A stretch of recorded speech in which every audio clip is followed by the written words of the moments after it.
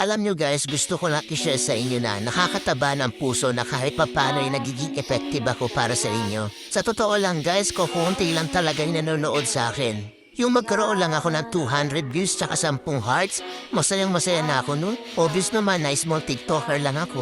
Hindi katulad ng ibang influencer dyan ng mga sikat kung makabenta ay sobrang dami. Pero ako guys, kahit ganyan lang yan no, ang saya-saya, promise. Kahit ganyan lang guys, feeling ko hindi ako napanghihinaan ng loob.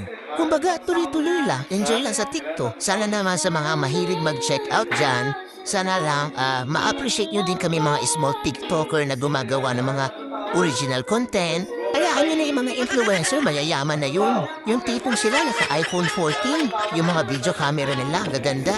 Tapos ako naka-Realme, ang labo pa. Support nyo naman ako guys as a small TikToker dito na gumagawa ng original content. Sana ma-appreciate niyo po ang mga